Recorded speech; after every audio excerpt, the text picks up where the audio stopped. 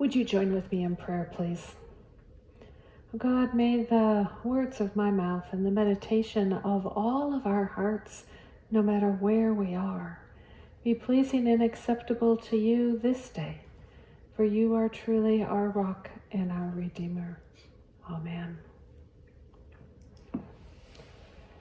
One of the things that we miss the most since this COVID time began was the opportunity to meet with people, to be in a room with others, not just the two of us in our living room, but to visit on the campus, to visit in my office, to visit in a living room, in your home or on your back porch. And so as we begin this series, you will see this setting that hopefully is a reminder of something that's missing and yet something that's a possibility. Tea is always a good thing, tea or coffee, to share when having conversations with somebody, with you. And so it is my hope and prayer as you listen and follow along and absorb these services during this series, that you will hear the deep conversation that you're being invited into, not just with me, but with God, to know without any doubt that God is holding your life even in these days. And so here I sit in the sanctuary, yes, but with this table and candle and teapot and cups to remind us that we are together even though we are apart. Our psalm today is Psalm 72. You've heard one of many versions, and it was very difficult for me to decide if I wanted to use the New Revised Standard or a new translation that has come about, or the CEB that we've been using so regularly in worship, because all of them were reflecting the same thing, but sharing things with just a few words changed. Since I never trained in Hebrew, it's difficult for me to really assess what the original writers were saying as we have all of our English translations. But so I chose the CEB just because that's becoming familiar. But I want to have you do a little bit of your own homework with the Psalms. There are 150 Psalms. They are set into 4 different groupings. This particular one is at the end of what they call Book 2.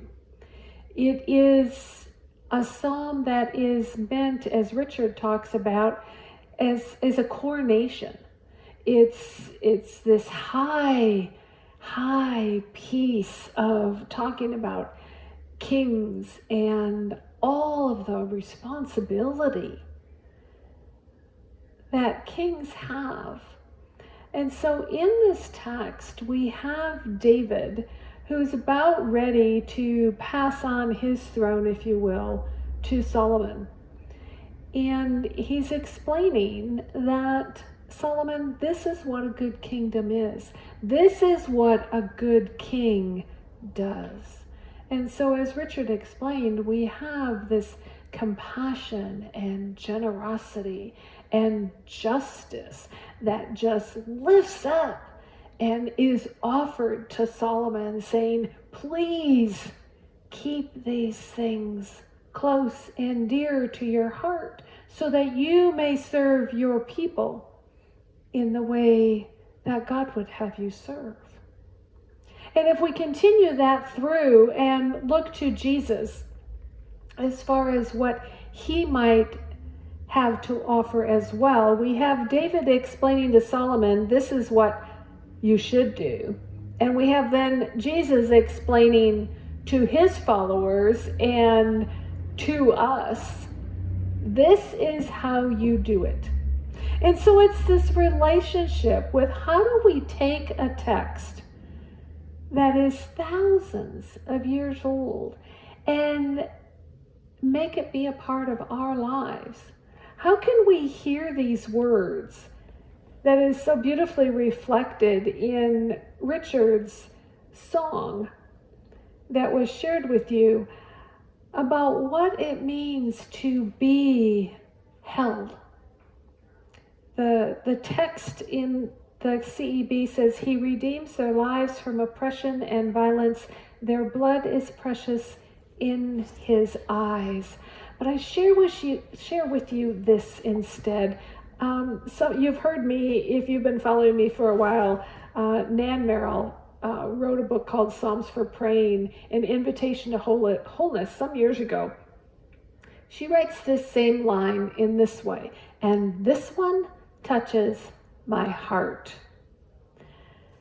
From injustice and oppression, you redeem their life, and precious are they in your heart. Can you hear that?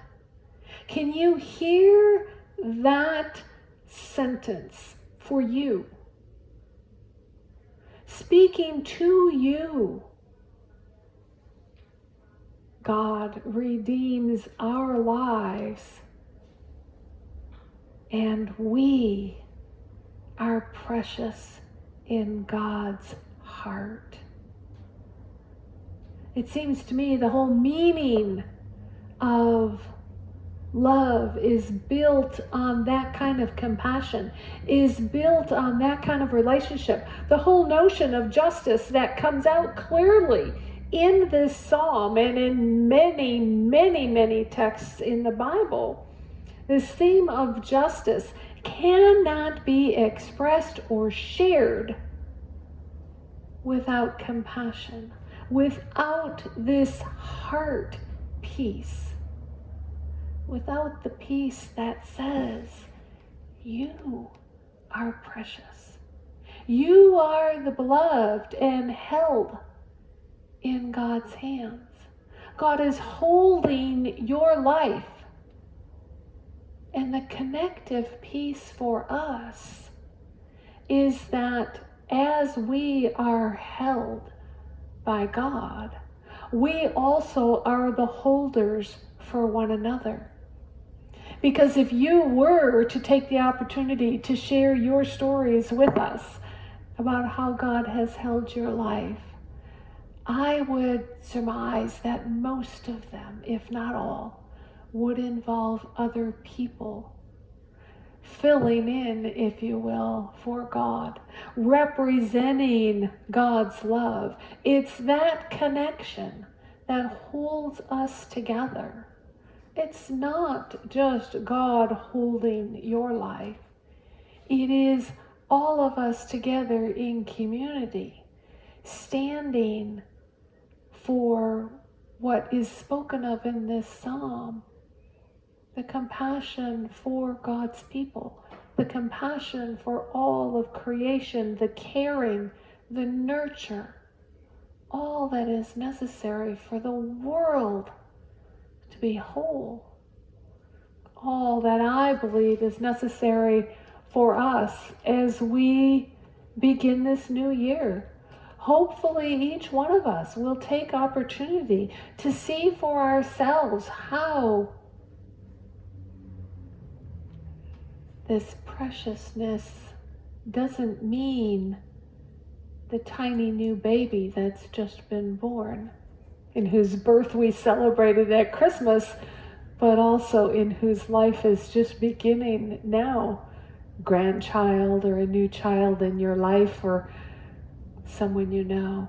Not just there, but the preciousness of all of life. There's so much richness when the Psalms come and speak in this way. Let the mountains bring peace to the people. Let the hills bring righteousness. Let the king bring justice to people who are poor. Let him save the children to those who are needy. We see this repeated again and again and again. And so it's my hope as we begin this new season together that you will perhaps pour a cup of tea and share it with someone in your life, yes, even over the telephone, and share your experience of what it means to be held, to have God hold your life warm and tender and with deep, deep meaning, with deep, deep connection.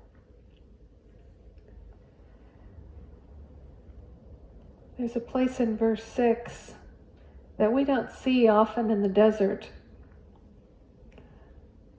Let him fall like rain upon fresh cut grass, like showers that water the earth. That image of being watered, of being nurtured, of being, of having the opportunity to grow.